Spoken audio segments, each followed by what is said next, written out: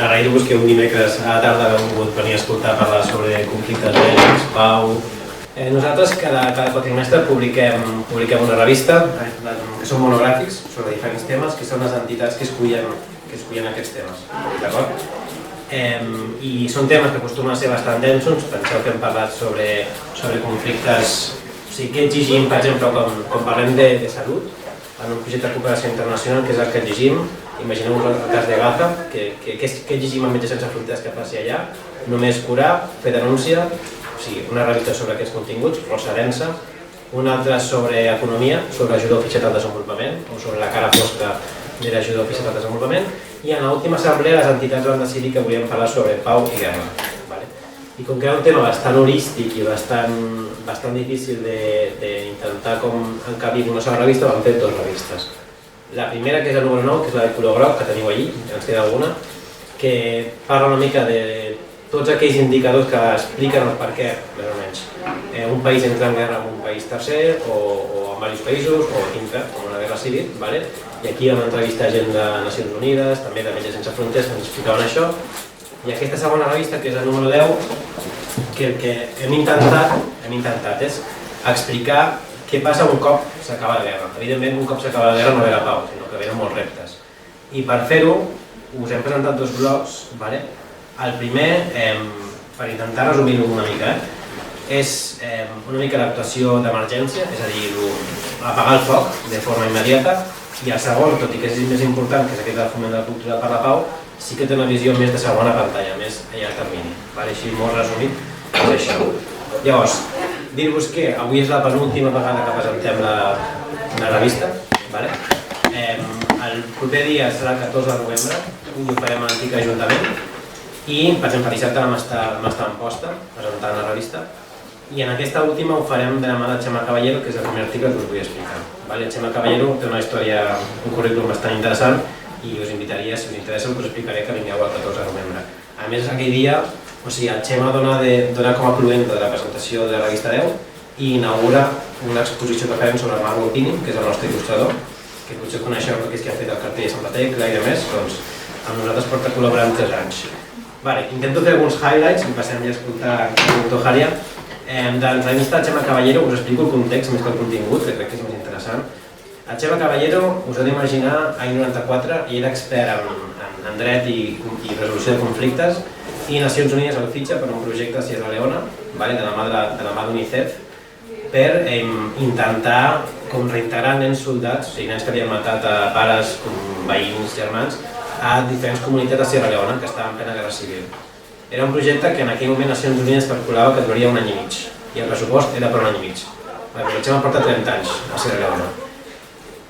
Evidentment, quan un porta 30 anys hi ha un escull personal de quedar-se allà, però el que resulta interessant del Xema és que ens explica que quan ell va arribar, com era un tema que estava de moda, hi havia molta pasta, hi havia moltes entitats i tot anava bastant fluid. Quan, com tot el que tu necessites diners passa de moda i necessites com despertar l'interès de la gent traient altres temes, i aquí els diners se'n van i es queda sol i escull això, quedar-se en aquella Sierra Leona quan ja havien marxat totes les entitats. I d'aquí dues anècdotes i ja paro. La primera és, us heu d'imaginar que al final es queda com l'única persona estrangera que es queda en aquell territori. Per tant, els nens identifiquen com, aquest està de pas, aquest marxarà. I ella ens fa una reflexió de que perquè un nen, és un repte molt bèstia, però perquè un nen pugui reintegrar-se a la seva comunitat han de fer 3 coses. I la primera és que el nen confessi allò que ha fet. Ella ens deia que s'havien de sobres, que aquells nens havien matat, violat i fet mil barbaritats, però el que era necessari és que els nens ho diguessin. I com que ell era la persona que estava de pas, l'utilitzava moltes vegades a ell per soltar la merda i a partir d'aquí intentar com reincorporar-se. I ell, un cop identifica això, fa aquest paper. De fet, ell ens explica moltes vegades per torns de nit perquè facilitava que els nens de nit poguessin des de l'anonimat anar a la seva cambra i poder soltar tot el que portaven a sobre. Que passés això no era garantia de que després aquests nens poguessin reintegrar-se, però com a mínim era un primer pas. M'estic enrotllant molt, hem dit una merda. Els articles, mira, coneixo 2 articles. Els articles d'Amnistia Internacional i d'Arxivers Sense Fronteres, o sigui, de la Triana i de la Núria, són interessants en el sentit que elles diuen que per molt bona intenció que hi hagi, tot passa primer per fer justícia, per saber la veritat i per fer rendició de comptes. això és molt interessant. I potser jo em quedaria amb l'article, si heu de començar per algun, amb el de la Núria Carreras, perquè ella parla molt de la necessitat de que els arxius puguin fer justícia d'allò que ha passat. Sense uns arxius, sense aquesta remissió de comptes en paper, de que pugui explicar què ha passat, el conflicte l'acabarà explicant el bàndol guanyador. I aquí una anècdota molt ràpid, el que va passar quan van portar arxivers aquí a Tarragona és que van fer una taula rodona on hi havia el Joan, que és un company també de la xarxa, que ell va treballar a un camp de refugiats a Grècia i després intervenien ells. Clar, davant del testimoni del Joan, que explicava les barbaritats que havia viscut al camp de refugiats, quan va tocar parlar a Ramon, que era l'expresident d'Arxius Sense Fronteres, deia bueno, clar, jo us puc dir que voleu, que és important la documentació, però quan algú està fugint per sobreviure, algú està fugint per aguantar-se les bombes, què cony li has d'explicar que a llarg termini serà important que sàpiga la veritat, si l'estan és fugint. I va ser molt xulo aquest cop de realitat. Ja està, un altre highlight. A Ramon Carreras, molt interessant, és el que es deia al principi, que quan s'acaba la guerra no comença la pau, i a Ramon Carreras explica que, bueno, crec que aquest article feia commemoració del 30 aniversari dels acords de pau de Guatemala, i ell ho explica que quan van signar els acords de pau el que va començar és un repte polièdric en el sentit que hi havia moltes coses a resoldre i han passat 30 anys i continuen allí. I és xulo perquè Ramon és bastant divulgatiu i l'article és molt fàcil de seguir i de... Bueno, però recomano bastant. Ja està, passo al segon bloc, a la pàgina 50 hi ha un exercici que va fer l'Alba, que és la nostra companya de comunicació, que va intentar resumir la feina que fa l'Escola Cultura per la Pau, que està a Navarra, que fan un llibre sobre tots els conflictes, o sigui, quins processos de pau hi ha al món, i hem intentat resumir en 8 pàgines i amb un mapa mundi de quins conflictes hi ha avui al món, quins processos de pau hi ha actualment l'any 2023 i quins són els indicadors que ens diuen si van o no per bon camí. És un exercici d'intentar resumir-ho tot en 8 pàgines, que crec que és bastant interessant. I acabo només 2 últimes coses.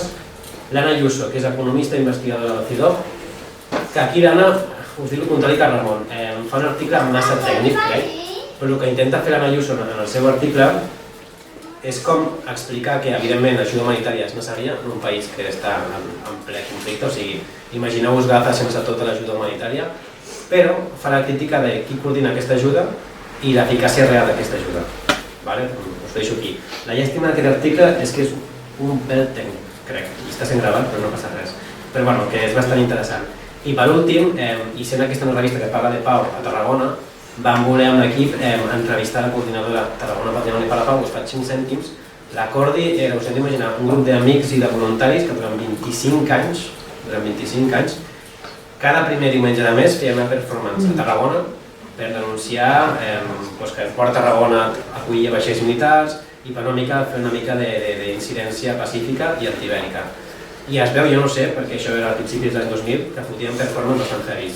Rotllo penjar-se al balcó de Tarragona, de l'Ajuntament, perdoneu, i coses bastant bèsties. Això s'ha anat diluint durant 25 anys i de la seva entrevista és una mica melancòlica en el sentit que ell reconeix que és molt difícil que torni a passar això, que un grup d'amics durant 25 anys es tornin a agrupar per intentar fer incidència amb el cos personal que té tant de temps com de... Quan tu durant 25 anys estàs contra l'administració, doncs això té uns costos obvis. Ja passem a l'entrevista amb el Jordi. Faig una breu presentació, Jordi, i després explico els blocs. Si et deixo alguna cosa, ho dius. El Jordi és doctor d'aquí de la URB, és professor de Dret Constitucional i Ambiental. Ell, de tota la seva recerca, la centra en l'impacte de la transformació planetària en el dret. Ets professor agregat Serra Hunter de Dret Constitucional. Ets investigador, i no ho sabia, un dels fundadors del CEDAT. I has publicat més de 170 treballs entre monografies, revistes, etc. I participes en diferents projectes relacionats amb el dret ambiental. Jordi, primer merci per haver vingut. Gràcies a vosaltres. I la primera pregunta és que crec que estaria guai que ens situessis una mica de per què hem de diferenciar o per què creus que és important diferenciar entre democràcies funcionals, nominals i semàntiques i qui hi ha en cadascun, o algun exemple de qui hi ha en cadascuna d'aquestes democràcies. Vaja, jo el que vaig fer aquí una mica per centrar l'aportació a la revista. Això tampoc és una... O sigui, de fet, aquesta és agafar la classificació que fa Carl Levenstein de les constitucions i traslladar-la a l'idea de la democràcia. I jo crec que era útil, era il·lustratiu, no és particularment complex des del punt de vista conceptual. Aleshores, Carl Levenstein és d'un constitucionalista politòleg alemany que marxa d'Alemanya durant la dictadura nazi, s'instal·la als Estats Units, fa la seva carrera acadèmica als Estats Units i escriu una teoria de la Constitució. És bastant habitual entre finals del segle XIX i pràcticament als anys 70-80 del segle XX que els constitucionalistes alemanys escriguin no només manuals de dret constitucional, sinó teories de la Constitució. Ara, això és una cosa que s'ha deixat de fer, el món acadèmic ha canviat i també aquest tipus d'aportació. Aleshores, Karl Loewenstein, en la seva teoria de la Constitució, intenta fer diverses classificacions en funció de diversos punts de vista. I diu, des del punt de vista conceptual, bàsicament podem distingir entre aquelles constitucions, ell diu normatives, és a dir, aquelles constitucions que efectivament funcionen com a normes i s'apliquen. Estem parlant dels anys 60, per tant, ell pensa bàsicament en l'espai euroatlàntic, la Constitució americana, la llei fonamental de Bonn, la Constitució francesa.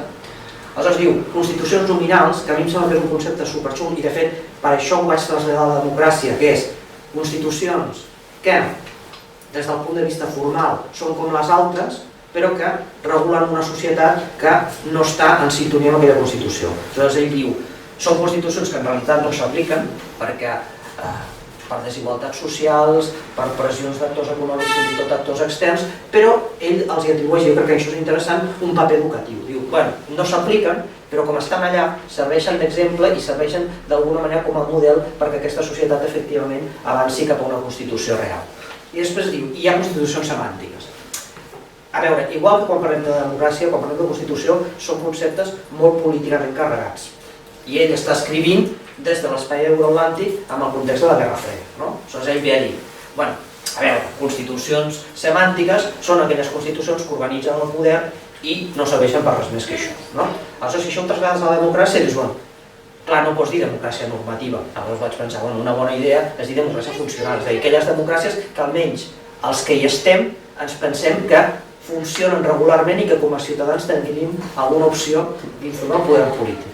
Una altra, que això sigui molt o poc veritat, bueno, si voleu en parlem, però com a mínim tenim la idea de que, mira, cada 4 anys votem, hi ha una opinió pública més o menys lliure, podríem parlar dels grups de comunicació també, però, bueno, no sembla que hi hagi massa cosa millor de moment.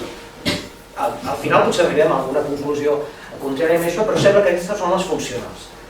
No cal que us digui que fins i tot aquestes democràcies funcionals tenen problemes des del punt de vista de l'articulació de l'opinió pública per qui pot incidir en el debat públic, tenen problemes des del punt de vista de la repressió de la dissidència i tenen un seguit. És a dir, democràcia perfecta i per funcional no la trobaríem jo.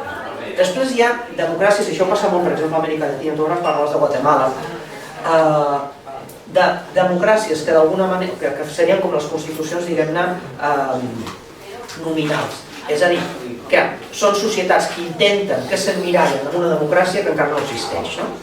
Generalment, com passava amb els anys 60, són societats o que bé surten o que bé encara estan en processos relativament autoritaris. Un cas, per exemple, molt exemplificador d'això seria el cas de Colòmbia. Colòmbia té el procés de pau, però el procés de pau el pilota un govern colombià que és el que és i que ve d'on ve i que té les vinculacions que té. Ara hi ha hagut un canvi de govern a Colòmbia. Probablement Colòmbia, amb aquest canvi de govern, no ho sabem si això es consolidarà, es va acostant de ser una democràcia nominal a ser una democràcia funcional. Però les issues a Colòmbia són molt heavies, perquè a banda de tot el trauma del conflicte civil durant molts anys, hi ha la qüestió del narco i hi ha una qüestió que ara jo crec que fins i tot és més important que aquestes dues, que és la pressió de l'economia extractivista i la pressió de la mineria, que està devastant el país. Aleshores, des del punt de vista polític institucional sembla que Colòmbia avança, però que veus que des del punt de vista econòmic potser fins i tot estan pitjor ara que estaven fa 15 anys amb Uribe o amb altres presidents. Però bé, Colòmbia podria ser un bon exemple d'això, Guatemala també és hipertraumàtica el que els hi passa i és un procés llarguíssim de normalització. Això són coses que més aviat succeeixen a Amèrica Llatina. I després hi ha democràcies, podríem dir, semàntiques, en el sentit que s'organitza el poder d'una manera que, senzillament, l'estructura està pensada per legitimar el que hi ha abans, que potser això és més comú, per exemple, a l'Àfrica subsahariana, diguem-ne, una estructura política postcolonial, doncs, el que fa en moltes ocasions pels mateixos interessos de les potències occidentals, és falcar una estructura de poder que permet el control sobre els recursos naturals i la mà d'obra, i això d'alguna manera li dones una bandera, li dones una nació, li dones una aparença de democràcia i tires. I jo crec que això serveix una mica per clarificar que quan parlem de democràcia parlem de coses diverses. També serveix per veure que, suposo que, en l'entorn amb el que em trobo, la majoria de vosaltres heu treballat o heu sentit a parlar o coneixeu la teoria de la dependència i de l'estructura centre-perifèria de l'economia capitalista. Aleshores, clar, normalment les democràcies funcionals són les del centre, les democràcies nominals són les de la semiperifèria i les democràcies semàntiques són les de la ultraperifèria. Clar, i això ens hauria de fer pensar que la democràcia és molt guai, ens agrada a tots utilitzar el terme democràcia i de fet ho utilitzem per legitimar moltes coses, però no pots separar la democràcia de les condicions de vida de la gent. És a dir, com més desigual sigui una societat, menys democràtica serà. Com menys recursos tingui una societat disponible, menys democràtica serà. Com més dependent sigui amb l'estructura global de l'economia capitalista, menys democràtica serà. I a partir d'aquí, si tu dius, tens un conflicte a l'ultraperifèria i després dius, anem amb tota la bona fe del món a implantar un sistema democràtic, dius, potser la primera cosa que hauríem de fer és que aquella gent no fossin dependents, no fossin pobres, no fossin víctimes d'una economia extractivista i després parlem de democràcia. I aleshores en moltes ocasions, i amb això acabo aquesta intervenció, jo també tinc tendència a no, però en tot cas a mi sembla important això, perquè exportar moral és gratis. És gratis, no costa res. Alliçonar la gent no costa res.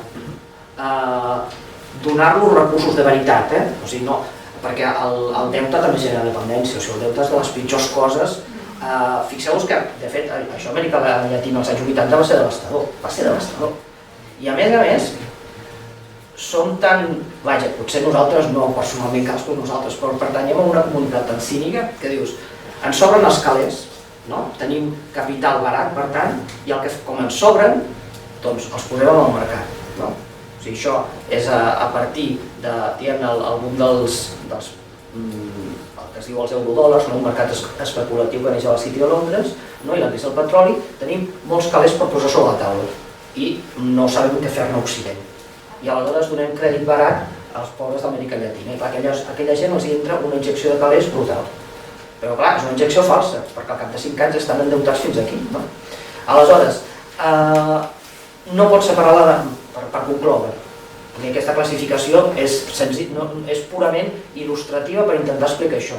No pots separar la democràcia de l'economia, no pots separar la democràcia de les condicions de vida de les persones.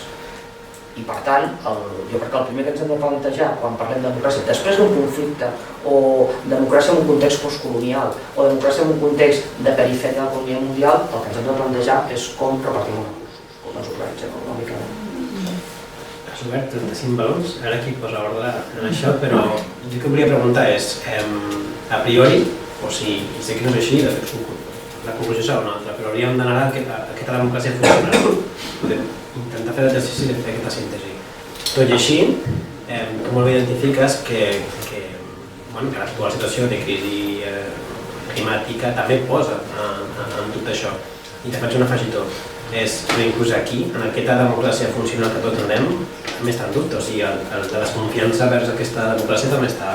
Tu dius que a partir del 2008, sobretot, o sigui, des de caiguda del mur, però sobretot a partir del 2008, la confiança en institucions democràtiques està en caiguda.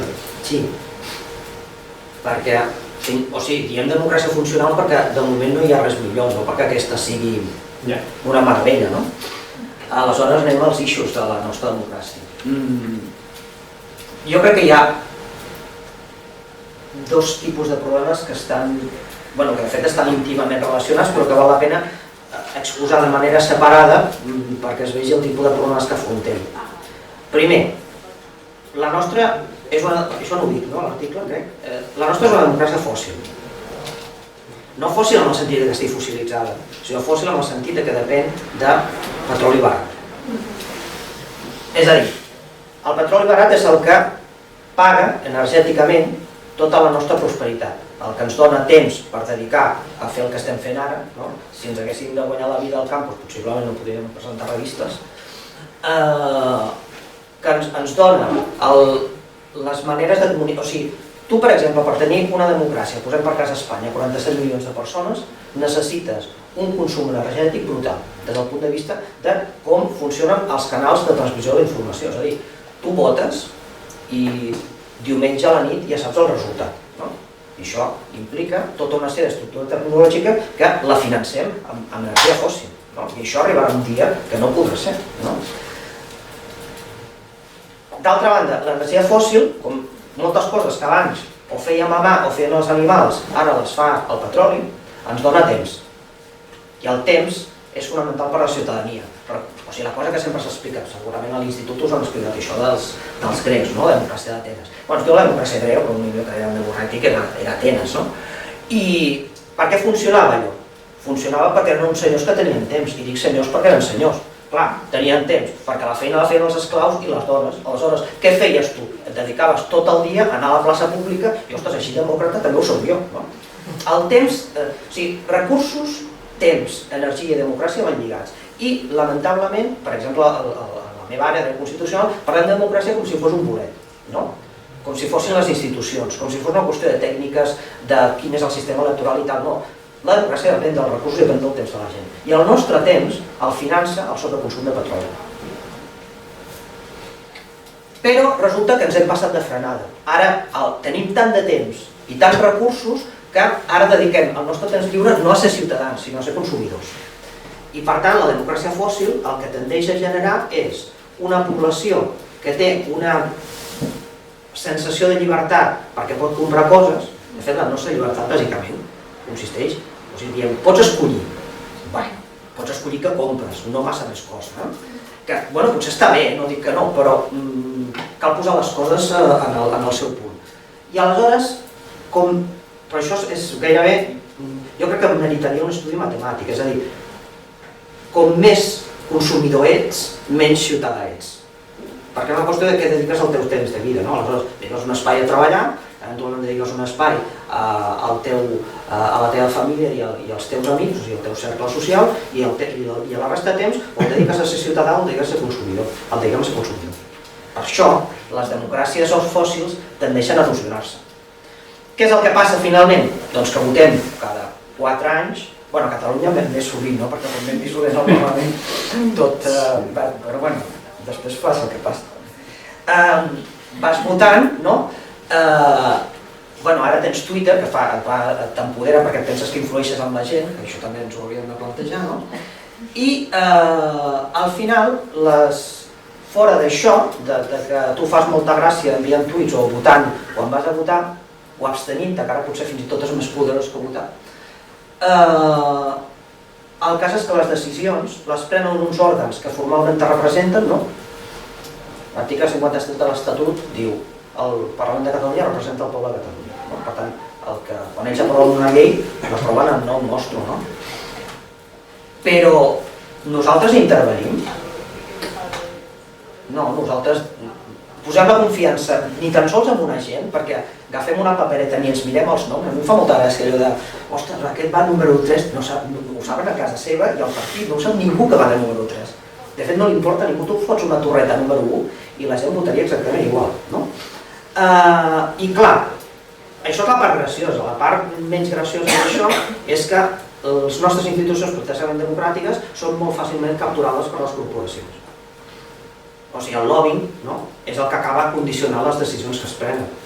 Perquè la ciutadania, que bàsicament es dedica a consumir, per tant cada vegada és menys ciutadania, deixa el terreny de joc de presa de decisions en els lobbies. Aleshores tens, i això és una mica un dir, o sigui, això que nosaltres som els demòcrates, tens una part de la societat que està exclosa, que amb aquests no hi pensem mai. És a dir, hi ha gent que no votarà mai de la vida, però no votarà perquè no tinguin dret de vot, el tenen, però estan, ens oblidem d'ells, estan en una situació d'exclusió social que fa que automàticament no funcionen com a ciutadans. Com no voten, ningú està en compte, són invisibles, però estan, Per això l'abstenció, hi ha una abstenció que és estructural, és a dir, difícilment votarà més del 80% de la població, perquè hi ha un 20% que no vota perquè potser ni tan sols s'assabenta que hi ha eleccions. En el nostre món, aquesta gent, si no treballeu en àmbits realment d'exclusió d'ús, no en som conscients d'això, però aquesta gent existeix, aquesta gent té el dret de vot i no l'exerceixen. Després hi ha els que l'exercim, però que l'exercim i prou, i després hi ha els que manen, que no som ni els exclosos ni els que votem, som nosaltres. Perquè, i això si vols quan acabem i parlem de comunitat, perquè en una democràcia de 47 milions de persones o una democràcia de 10 milions de persones és difícil que cadascuna de les persones participi seriament. Aleshores, tenim democràcies que són bàsicament aritmètiques, és a dir, la democràcia en aquests moments a Occident és una forma de comptar vots. Això consisteix en la democràcia. Podem pensar que això és el govern del poble, perquè ja ens ho hem cregut i ja ho hem assumit, però en realitat l'única cosa que ja està bé poder votar és millor que no poder votar. Però amb poder votar i prou és molt fàcil que els processos de presa de decisions siguin capturats per aquells que estan per aquells que estan als passadissos, per aquells que arriben als despatxos, ostres, per aquell que despenja el telèfon i se li posa el conseller o consellera, o se li posa el portaveu. A mi això no em passa, tu segurament tampoc te passa. És veritat que després rendeixes comptes i vas a les eleccions, però, i això lliga amb la segona qüestió. Jo crec que intuïtivament, fins i tot les persones menys informades se n'adonen que allò que els expliquen que viuen en una democràcia no funciona exactament com una democràcia. O, per dir-ho d'alguna manera, que no tenen una capacitat d'influència real. I si tu afegeixes el desencantament en relació amb les institucions democràtiques, amb la por, i la por amb la pandèmia ho vam veure, però la pandèmia és un tastet del que pot venir en el futur, és un assaig. De fet, us faig un spoiler. Si viviu una mica més de temps, tindrem una altra pandèmia. Això ho podeu dir de manera... us la podeu jugar. Sí, és qüestió de temps, clar. És qüestió de temps. El que passa que, a veure, això jo ho puc dir i m'ha quedat tan ample, però no serveix de res perquè no puc identificar quan, on el bitxo que toqui saltarà a un humà i la liarà. Però que això passarà, és una qüestió... És a dir, amb la pèrdua de biodiversitat als tròpics, el que passa és que aquests bitxos busquen nous hostes. I quina és la forma de vida més nombrosa en el món ara? Naltros. No?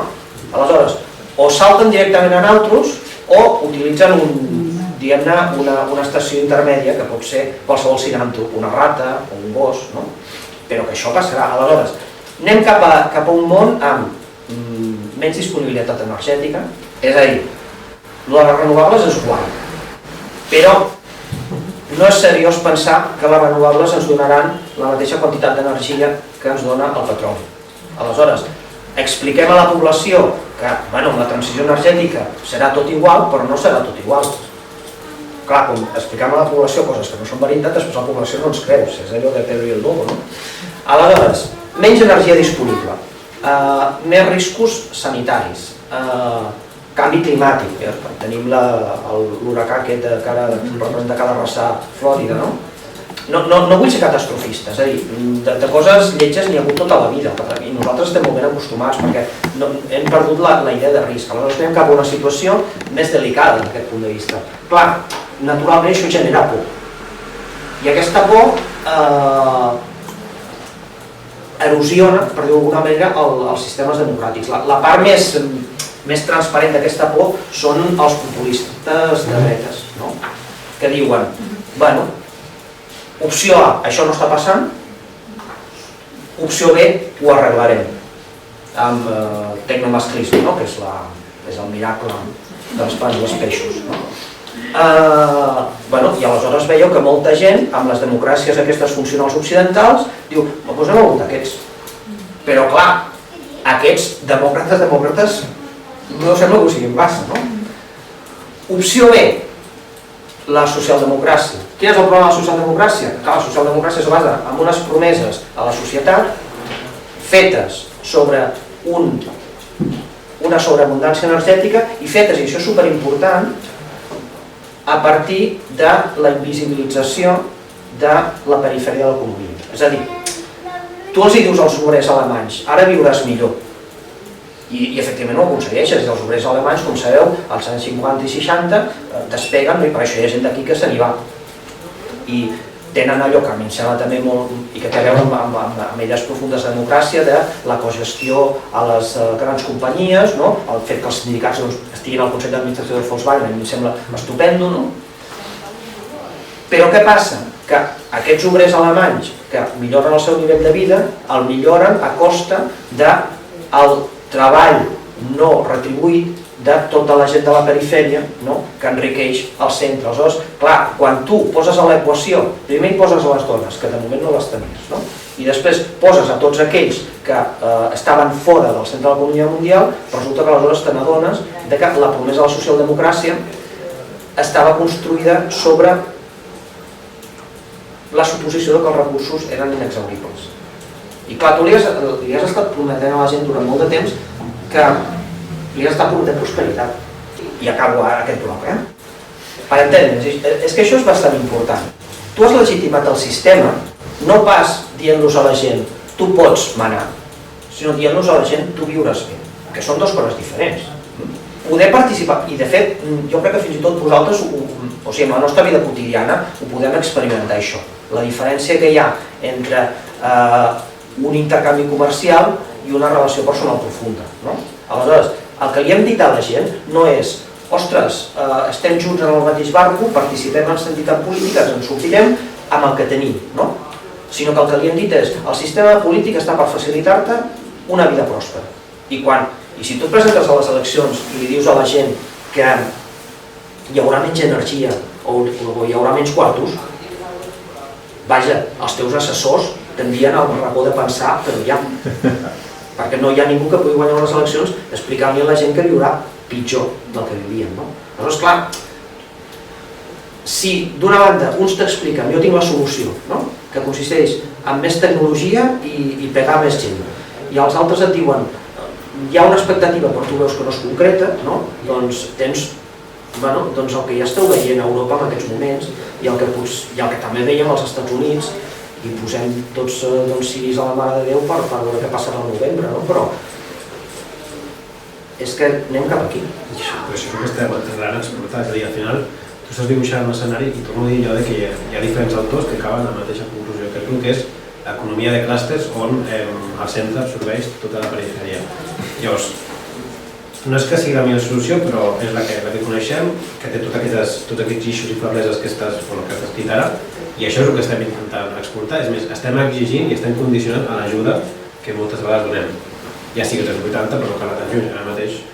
No, els 80 no era ajuda, és molt heavy, o sigui, era deute. És pitjor, però tot i així l'ajuda avui també va condicionar. Llavors, t'anava a preguntar, però ara ja està una mica fora de context, que és què podem exigir a les organitzacions internacionals quan estem exportant un model que a casa nostra ja no funcionarà?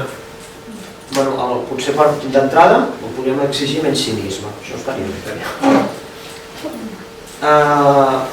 Abans d'entrar en les organitzacions internacionals, perquè veiem de què estem parlant i perquè veiem que aquest cinisme d'alguna manera és generalitzat.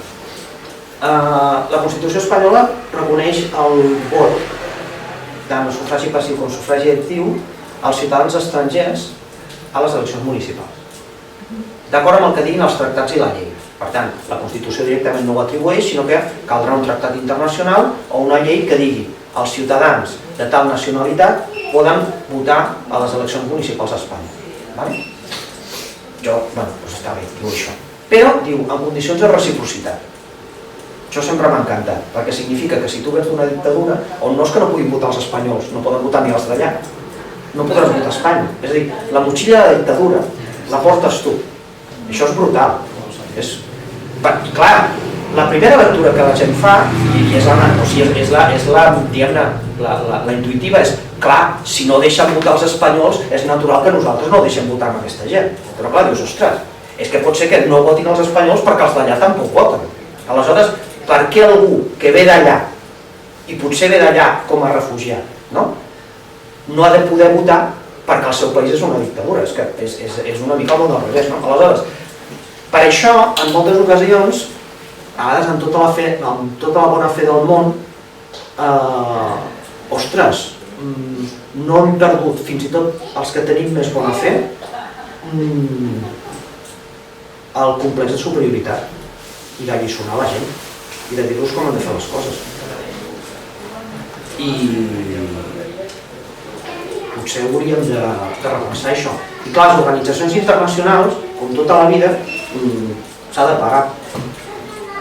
I les organitzacions internacionals es financen amb els que poden pagar, que són els països rics del centre. I per tant, els països rics del centre són els que acaben d'alguna manera condicionant els acords internacionals, les polítiques de les organitzacions internacionals. És a dir, d'un tema que s'acosta al que jo estudio, no? Canvi climàtic, l'acord de París i aquestes coses. Però cada any que hi ha una conferència de les parts hi va tothom, no? I és la gran festa del canvi climàtic. Hi van les ONGs, hi van les organitzacions diplomàtiques, és com un aquelarre climàtic, no? I llavors estan allà i debaten i aleshores, i després, com tota festa major, acaba amb drama, no? El dia que acaba Santa Tecla, que acaba el correfoc, dius, uah, comença el curs, no? Però això és una mica, uah, s'acaba la conferència i com sempre no hem fet res.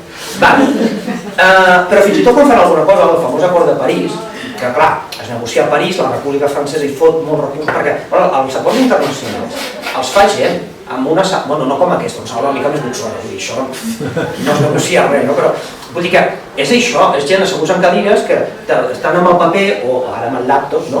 I diuen, bueno, introdueixo aquesta frase i tal. Va, aleshores, això és superimportant en el sentit següent i torno a posar sobre la taula la idea de que no serveix només que tu tinguis dret a participar, si no tens possibilitat d'influir. I la possibilitat d'influir té a veure amb els recursos. Aleshores, què és el que passa? Arriba, la República Francesa juga a casa, clar, posa Universitat París 13, Universitat Llemotges, Centre de Recerca de no sé què, l'equip científic dels francesos, tenim això, no? Arriben els americans, no? Amb tot el seu equip diplomàtic, tot el seu equip científic. I arriben els alemanys, que a més, com estan a prop de París, també poden tot l'exèrcit de tècnics i tal. I aleshores arriba, no sé, Camerún o Nigèria, que no s'ho poden pagar. Arriba el diplomàtic, però clar, està sol, sense informació, sense capacitat negociadora, i encara que diguis, ostres, si són la majoria de la població, dius, clar que són la majoria de la població, però no poden influir perquè aleshores ve el diplomàtic de Nigèria o de Fiji o d'allà on sigui, i aleshores li ve l'europeu amb tot el seu equip de científics i l'alliçona. I clar, l'altre diu, ostres, jo no soc climatòleg, jo no soc edafòleg, jo no soc ecòleg, aquests tios m'estan posant aquí tot el bombardeig tècnic, doncs me'ls he de creure. I aleshores, clar, tu dius, és que aquestes coses les fem les persones, i això té a veure també amb el que diem. És a dir, quan es negocia la llei del sector elèctric, i l'aprova el Parlament en lloc de tots nosaltres, doncs Endesa fot el seu tècnic, i aleshores van a parlar amb el ministre i diuen, bueno, això funciona així, garantia de subministrament, tenim aquestes fonts, aquests són els números, no? Ara, potser arriba a l'organització de consumidors que diu, home, és que la llum està molt cara, no? I tres ecologistes friquis diuen, amb això no anem enlloc, no? I aleshores quan el ministre diu, bueno, estos tios són serios, no? I estos són els friquis, no? I clar, ostres, i al final, tot ho maquillem de democràcia. Bé, aleshores, torno una mica a lo del començament, és a dir, recursos imprescindibles i no hi ha democràcia funcional que no hi ha una igualtat mínima. I de fet, el que anem, el que s'observa en la realitat, és que des dels anys 70 cap aquí, o sigui, a Europa Occidental les coses anaven fent així, i des dels anys 70 van fent així. La societat d'avui és molt més desigual que la de fa 20 anys, i la crisi del 2008 ha estat devastadora. Més desigualtat és menys democràcia. Si els llocs on representem són democràtics, la democràcia també és erosionar-se, com pots anar a alliçonar després d'un conflicte allà on sigui de quin plan diu la democràcia, si el problema probablement és com vivim.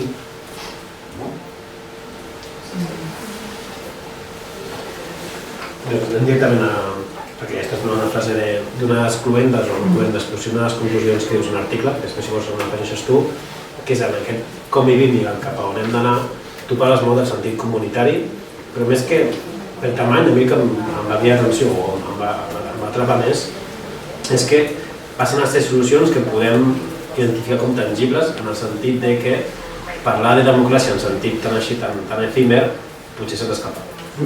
I en canvi, quan parlem de posar-nos en comunitat per exemple, el tema de sobirania alimentària, el tema de sobirania energètica, que crec que algun exemple sortirà, sí que com a comunitat podem identificar ja aquest objectiu, i això potser és el que hem d'anar perquè és l'únic que a curt termini sembla ser plausible.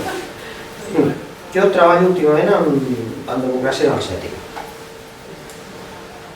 Des del següent patró.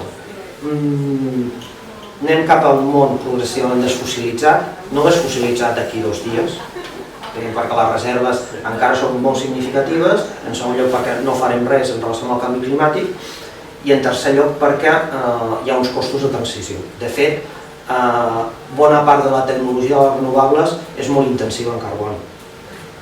O sigui, aquesta és una altra cosa. De moment no estem en condicions de fabricar grans instal·lacions renovables sense consumir petroli. Tu no pots fabricar molins de vent amb molins de vent. I això és un problema.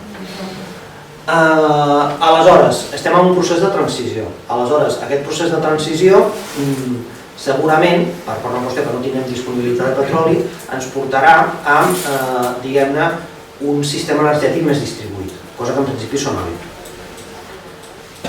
Però un sistema energètic més distribuït, que en principi sona bé i és una oportunitat, però també pot sortir molt malament.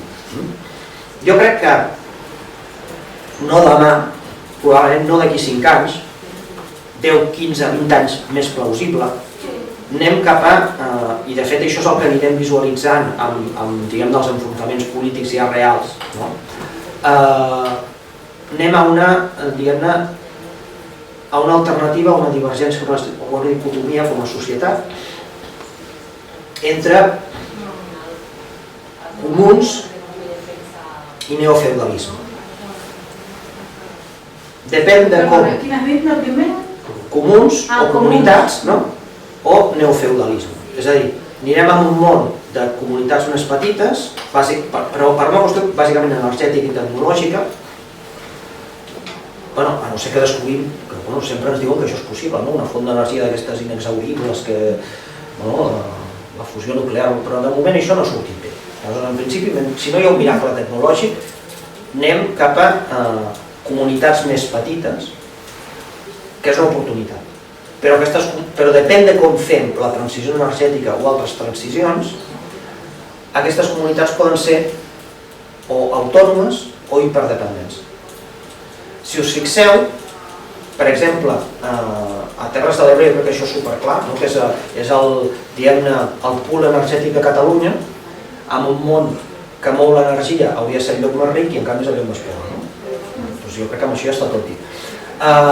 Si tu tens instal·lacions de renovables, tipus per exemple granges solars o parcs eòlics instal·lats per grans companyies amb tecnologies cares, el que tindràs és menys energia disponible, controlada per poques mans i per tant comunitats dependents.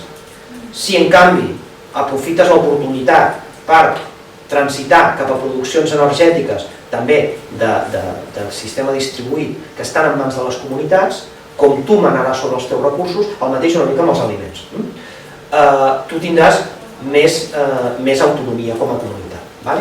Ara bé, això significa que amb el procés de transició tu has d'admetre uns costos personals, cadascun de nosaltres, que no sé si estem en condicions d'assumir.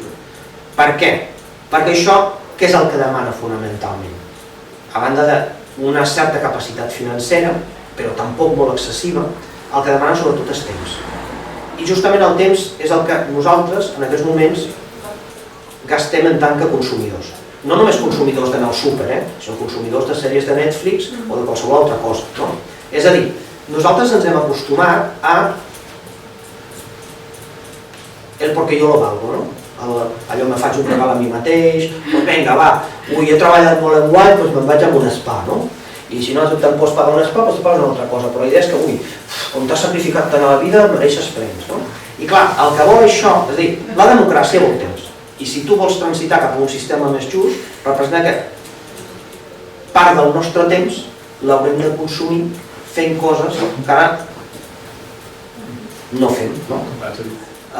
Com per exemple dedicar temps, és a dir, si tu vols a la teva comunitat de veïns tenir unes instal·lacions d'aquest tipus, has de perdre el temps amb això, has de perdre el temps amb instal·lar-ho, probablement amb un bon futur fins i tot en tenir la capacitat de reparar-ho, perquè no serà allò que vas al servei tècnic de Samsung i aleshores significa d'alguna manera que l'ús del temps que nosaltres hem banalitzat torna a cobrar sentit, però jo no sé si culturalment estem a temps de fer aquest canvi. Des d'aquest punt de vista, sembla que experiències comunitàries a la perifèria, on d'alguna manera la cultura liberal capitalista encara és superficial o epidèrmica, sembla que ens donen alguns exemples, però clar, això significa gent que, ostres, les experiències, per exemple, a Bolívia, d'autogovern indígena, és gent que consumeix bona part del seu temps a la comunitat, és a dir, que no es dediquen a veure la tele, que es dediquen a estar junts, a conversar, a fer coses, si tu necessites una cosa, doncs jo te la faré, no? Ara tot ho tenim externalitzat. És a dir, el nostre debat, en el fons, és el que és públic i el que és privat, però tot està concebut com que algú et fa un servei, sigui perquè pagues impostos o sigui perquè li pagues el preu. Aleshores diem, bueno, la sanitat pública és igual, millor la sanitat pública o la privada, però no deixa de ser pagar un servei. Amb el tipus de món amb el que anem, probablement no pagues un servei, sinó que bona part de les coses les fem junts, si tu saps més d'això ho faràs tu, i si jo sé més d'això ho faré jo. Però això significa que t'he de dedicar temps a tu quan ara me'l dedico a mi. I estem educats a dedicar-nos temps a nosaltres mateixos, no a dedicar temps als altres. Perquè el dedicar-nos temps a nosaltres mateixos no és que el sistema sigui generós amb nosaltres. De fet, això genera una quantitat de malalties mentals del copón. Però, perquè clar, te sents hiperresponsable, hiperbuit, hiperfrustrat, perquè tot gira a l'entorn de tu. Clar, hem estat educats amb això. Pensar que bona part del que hem de fer és estar pels altres és un canvi cultural molt bèstia, i per això jo crec que amb allò que diem les noves esquerres, clar, de què estem parlant? Estem parlant de feminismes, estem parlant d'indigenismes, estem parlant d'aquells residus fora de la cultura majoritària capitalista que encara confien en la comunitat d'alguna manera, que encara confien en ens cuidem, ens ajudem, col·laborem, però almenys a aquestes democràcies funcionals la nostra cultura no és aquesta. És cultura de consumidor, és cultura de jo pago per això. I si us fixeu, ja no és, ostres, jo pago per comprar-me un llibre, és com jo pago els meus impostos, tinc dret a... Tot està concebut en termes de servei. I estem educats amb... I de fet aquest egoisme és el que alimenta el sistema, perquè clar, si deixéssim de ser egoistes i deixéssim de consumir, doncs òbviament el capitalisme col·lapsa. Vull dir que això no és innocent, però sortir de la capsa és molt complicat.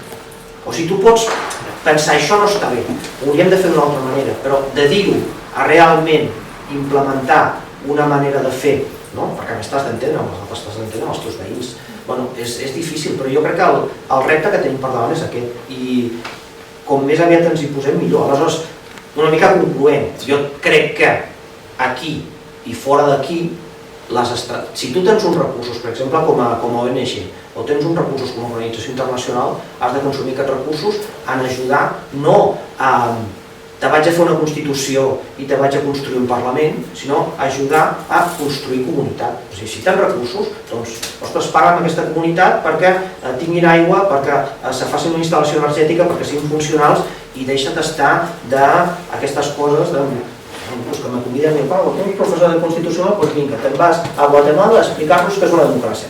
I això passa molt. Això passa supermolt. Vas comptar l'expertesa seva més que la teva i partíem que tu... Clar, però la quantitat de recursos que s'inverteixen, jo parlo del que conec, d'acadèmics occidentals que van alliçonar,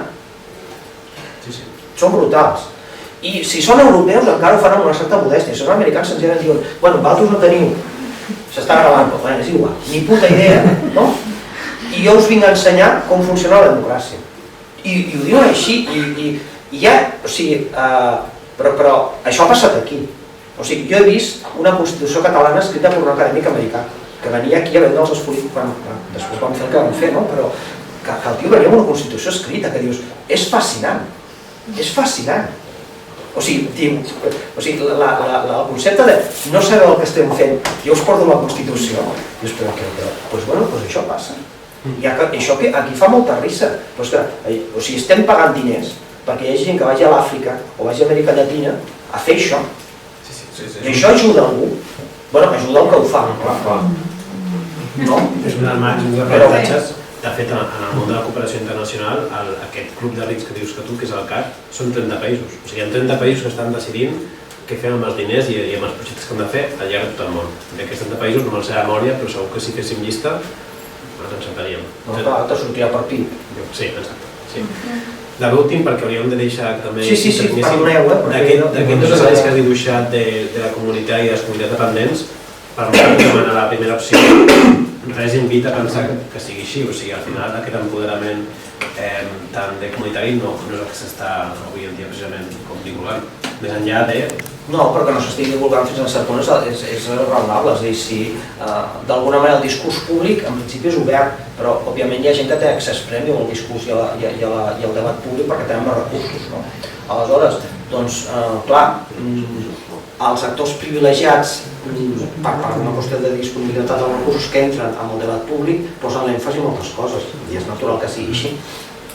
Aleshores, construir alternatives, en tant que són alternatives, doncs no estaran en el mainstream. Però jo crec que una mica el que ens toca a tots plegats, cadascú amb el que sàpiga, és anar en aquesta direcció. Perquè si no, la mateixa situació de dependència que tindrem i de por farà que optem pel costat fosc, que és el que estem veient ja avui en dia. I de fet, això és una mica el trumpisme i altres coses. Bueno, yo tengo dos preguntas.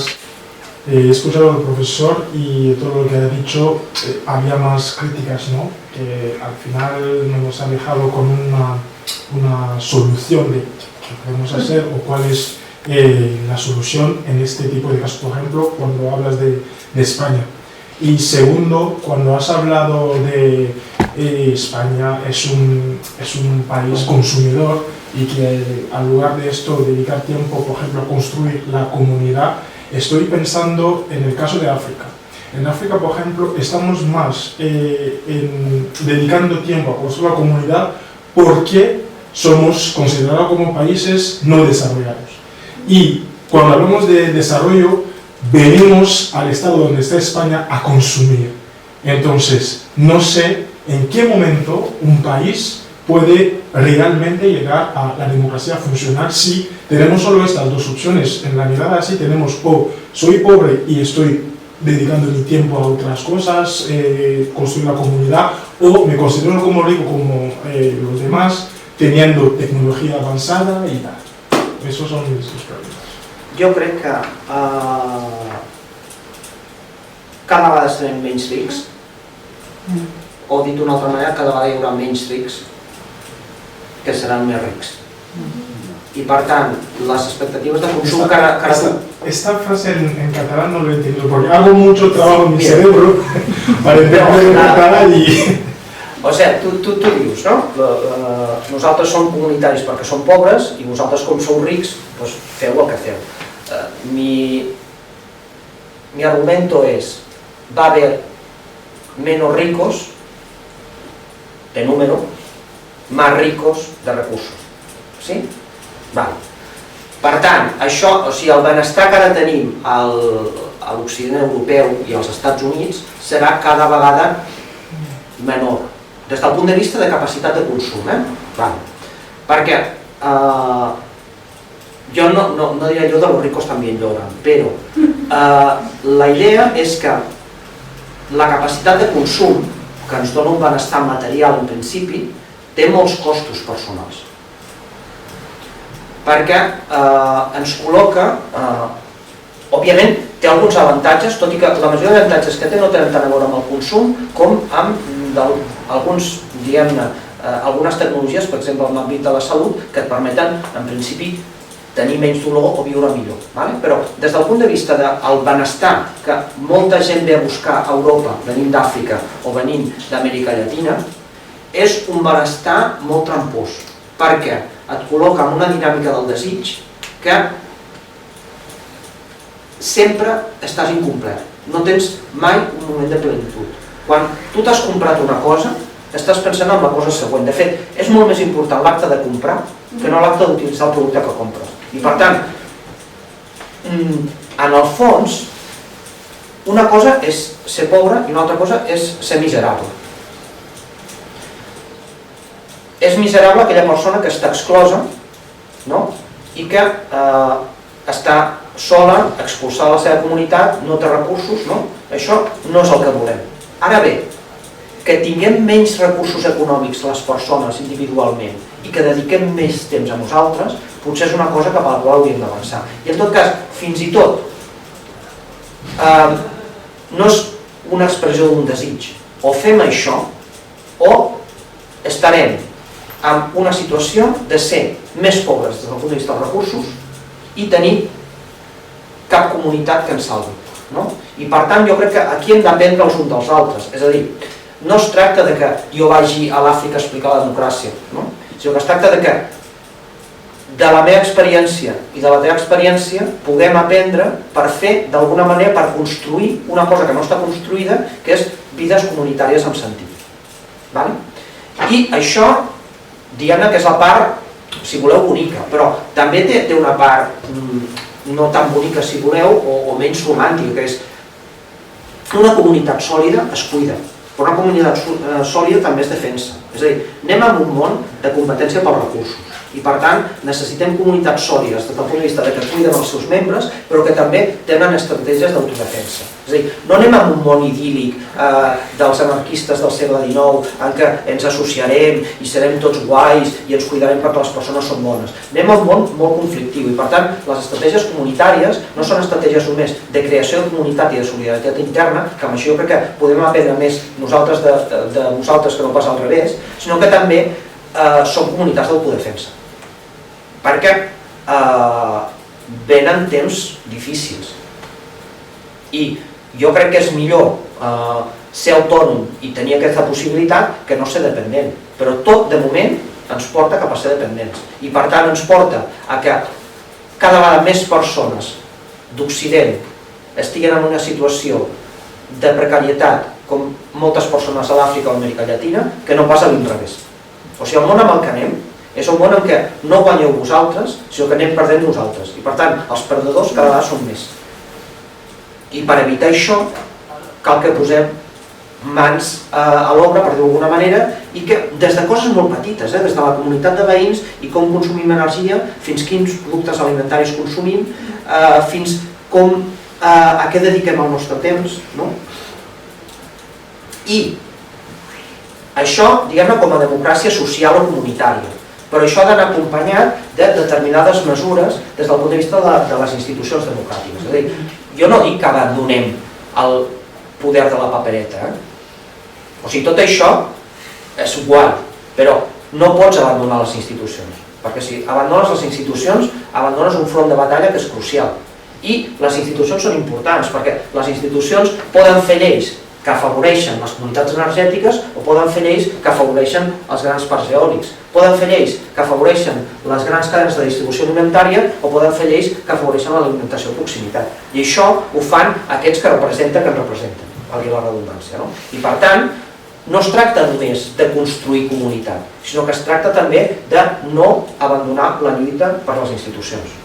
I això significa que, d'alguna manera, quan els partits tradicionals no funcionen, hem de trobar altres estratègies. I en el cas de molts països de l'Àfrica en què les estructures són les que són, doncs, d'alguna manera, parteixes d'una situació més difícil, però que a partir d'aquesta experiència comunitària el que has de fer és treballar per aconseguir les institucions, per que aquelles institucions siguin de la gent i no siguin de 3 o de 4 o de les multinacionals de torn. I des d'aquest punt de vista també, pel que fa a l'ajut al desenvolupament, que és una expressió horrible, horrible, tant pel que fa a ajut com pel que fa a desenvolupament, vull dir, més mal trobada no podria estar. Jo crec que si tu tens, d'alguna manera, unes institucions, per exemple, a Catalunya o a Espanya o a Itàlia, que estan ocupades per gent sensible amb això, segurament les polítiques públiques des del punt de vista de la col·laboració amb altres estats en pitjor situació financera seran també d'una altra manera. És a dir, no finançarem, és que bona part d'aquest ajut al desenvolupament que es consumeix a l'Àfrica amb uns coladors de corrupció que són brutals, els recursos no arriben on han d'arribar i això ho sabem tots i en canvi continuem abocant recursos, uns per cobrir-se la seva pròpia consciència o estem ajudant molt i els altres perquè reben calés que gasten de qualsevol manera. Probablement aquests calés s'han d'invertir, o sigui, tu no li pots donar a determinats governs determinats recursos. No li pots donar al govern. O si li dones al govern ja saps on anirà allò i per què servirà. I per tant, on has d'anar? Doncs has d'anar a finançar, és a dir, has d'anar a treballar sobre el terreny i a dir, ostres, els recursos allà on se necessiten. Creus que això està realment molt en debat? O sigui, és que ha parlat de l'ODE i és un tema que ens toca molt de prop perquè ara mateix la Generalitat acaba d'aprovar el pla que el 2030 arribarem al 0,7, que és aquesta xifra anhelada, des del 94. No, si el del 0,7... Ja, espera. Jo no sabia que tenia un problema. Més enllà del debat de la quantia, tu creus que tot aquest reforç que és més de qualitat, que parla de, amb aquesta pasta que farem? És que això és superimportant, o sigui, jo sé que estem clavats amb el 0,7, però és que encara que sigui l'1 o sigui el 15, el tema no és només quants recursos, sinó on aquests recursos. I aleshores el 0,7 acaba sent una excusa o una manera de tranquil·litzar la pròpia consciència per dir, jo he abocat aquests calés, però és el mateix concepte que el del consumidor, no? Ostres, que vas al McDonald's i t'arrodoneixen la factura i resulta que ajudes als niños del Brasil o vés a saber aquí, no? És que estem amb aquesta lògica, dius, no és això, no és quants diners hi poses, és què fas realment per aquella gent. Aleshores, doncs potser serveix més, en lloc de dir, doncs te dono tant, no? Doncs portar gent allà, no explicar coses, potser viure allà. Potser viure allà. A viure allà, mira, com aquesta experiència que explicaves, i estar allà amb la gent i no ajudar la gent com jo vinc d'Europa i vinc a lliçonar-te, sinó jo m'integro en aquesta societat i amb el meu background, si soc metge, si soc jurista, si soc mecànic, doncs vinc aquí i curro amb tu d'igual a igual i jo t'ensenyo coses i tu m'ensenyes coses. Però tot això acaba depenent d'algú o d'una institució o d'una organització multilateral que et garanteixi que això, com a mínim, la primera passa sigui plausible. Que és el que mateix aquestes organitzacions, per ser el mainstream, és el que estan més en dubte o més qüestionades. O sigui que aquestes institucions que ja existeixen no és qüestió de cremar-les i fora, sinó utilitzar la seva capacitat d'articular això. Jo crec que no pots abandonar cap front de batalla. En aquest sentit no voldria que se'm malentengués. Jo no estic dient renunciem a la política institucional, jo no estic dient renunciem a les organitzacions institucionals, el que estic dient és fem l'altre i ocupem això però amb sentit. O sigui, ocupar les institucions sempre és un risc, perquè les institucions tenen una tradició, tenen unes mecàniques de funcionament, tenen un personal, però en tot cas, si tu vols canviar això, has de ser-hi. Has de ser-hi. Aquí ho tens, és a dir, hi ha maneres d'arribar més fàcils, probablement a l'Àfrica no són tan fàcils, però per això la feina comunitària en llocs com l'Àfrica o l'Amèrica Llatina és superimportant. I de fet, els processos, jo crec que el d'Equador és bastant fracàs, però el de Bolívia jo crec que no és tan fracàs. En el fons, ostres, allò sí que és un moviment que surt de les comunitats, que surt dels sindicats, dels miners, dels conreadors de coca, dels moviments feministes indígenes, i, ostres, i aconsegueixen el poder a Bolívia. I vau veure que són tan sòlids que això, 50 anys enrere, amb el cop d'estat que els hi van muntar, doncs tindrien una dictadura militar ara i han aguantat el cop. Doncs jo crec que Bolívia és un bon exemple i és la gent. És que al final sona una mica topicazo, però és que és la gent qui ha fet això. no és un discurs polític, no és un llibre, no són uns intel·lectuals occidentals que els han d'explicar coses. És gent que, si algú de vosaltres ha estat, generalment és gent super senzilla, super modesta, super compromesa, que canvien d'interès. I que arriben on arriben. Clar, ells depenen en bona part de que venen gas i venen petroli. I això provoca tensions amb el sistema. Però, ostres, ells d'alguna manera negocien amb aquestes tensions. I, per exemple, estan implementant la justícia indígena, els tribunals agroambientals ja funcionen amb bastant de personal indígena i la cosa és tan així que la gent que es declara indígena a dia d'avui és molt més nombrosa que la que es declarava indígena fa 20 anys. Per què? Perquè ara ser indígena no és una cosa que t'avergonyeixi, és una cosa de la qual estàs orgullosa. I abans la gent ocultava la seva condició, deia no, jo soc mestizo o el que sigui, no? I ara diuen no, jo soc indígena, jo soc aimara, jo soc quechua. Ostres, això és un canvi. Perquè, com deia Bob Marley, la colonialitat està al cap. Però per remoure les consciències cal treballar amb les mans. Aquesta gent està fent una cosa molt xula, que potser no se'n surten, però és el que hi ha. I si no fas res no te'n sortiràs, això està clar. Però, pregunteu, jo faig un últim detall. Tot això, i tornaria al principi del que has dit, o sigui, saber aquest cas d'èxit de Bolívia requereix aquest temps, i l'altre és, a nosaltres, si ho coneixem, és com ens arriba aquesta informació. Dubto molt que sigui vestida d'èxit. I fixeu-vos que el de Bolívia no és un cas d'ONGs occidentals ajudant amb això. Per això em dic que això no arriba. I els profes espanyols que han anat allà, se'ls han escoltat, han ajudat, però jo crec que fins i tot el títol que han tingut ha estat de venim aquí a donar un cop de mà, no venim aquí a alliçonar. És un cas d'èxit relatiu, si tu vols, però dels exemples que tenim, jo crec que és dels bons. Sí, no poso un dubte que no sigui un cas d'èxit. És un cas de que quants d'aquí coneixíem que això estava passant. I en teoria som gent bastant predisposada a conèixer aquest tipus de casos. No sé, pregunteu, estem molt fora de temps, però de moment no es fan fora. Sí o no? Doncs potser donaríem... No sé si has quedat alguna cosa pendent. No, a mi em s'ha ocupat tant de temps perquè ara m'he carregat del debat. No, s'ha entès moltíssim, no? Así la Comunidad Europea no la vemos nunca, o sea, unida como els Estados Unidos. No crec que arribem amb això, però potser no és dolent, És a dir, no sé si el model que jo voldria per casa meva són els Estats Units, no?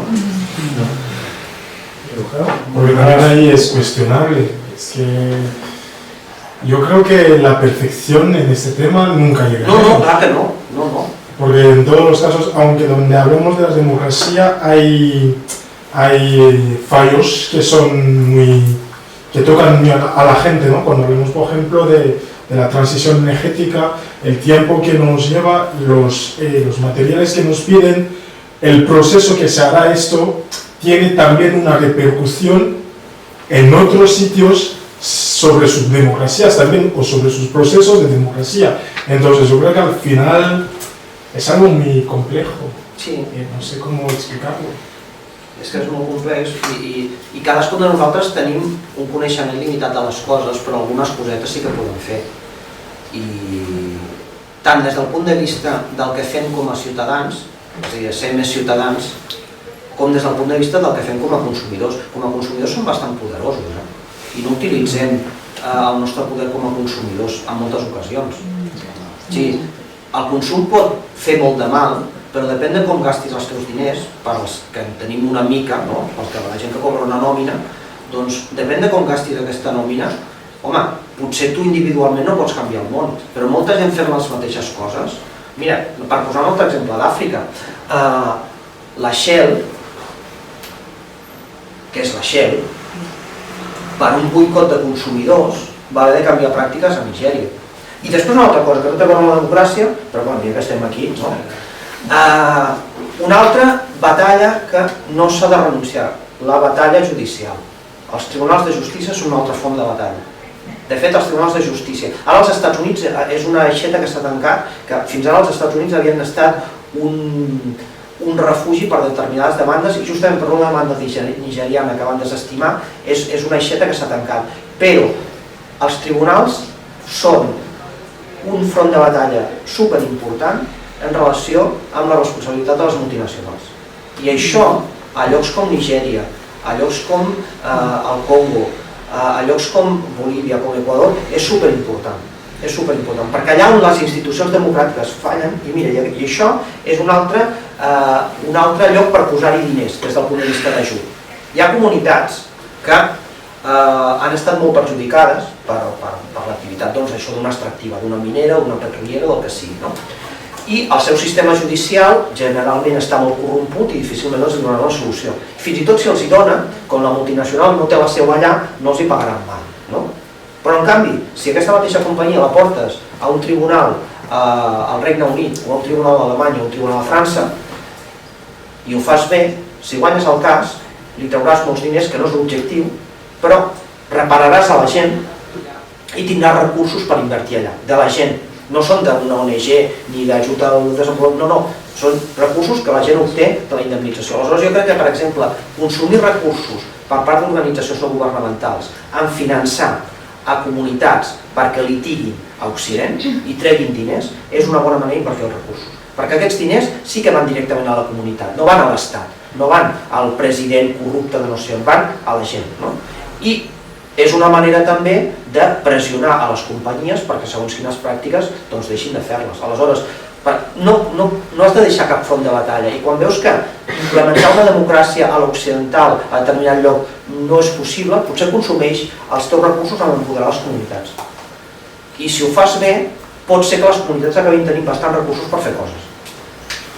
Sí, estem fora. Però això té una feblesa, i ara és que sí, però és igual, això té una feblesa que és els formularis mateixos de com s'articula aquesta ajuda exigeixen uns resultats molt a curt termini. El que tu dibuixes com un escenari que si en el cas de sortir bé no es veuria. És a dir, jo com a entitat no m'arriscaré a fer això si tinc el risc de quan demano aquesta ajuda no me la doni. Val, però aleshores no és de mentida. No pots dir, te demano això per un plets, te demano això per la capacitació jurídica de no sé què. Deixem-ho aquí, un minut només de falca. Tot això que estem fent és sota paraigües de la xarxa. De fet, l'article del Jordi el trobareu a la revista 10. També tenim un programa de ràdio on també intentem fer difusió de continguts, tenim una ràdio infantil i ens movem bastant pel territori, per tant, sense dir per xarxes, i el que intentem és això, fomentar aquest tipus de debats. Merci per haver vingut i ja està. Seguim.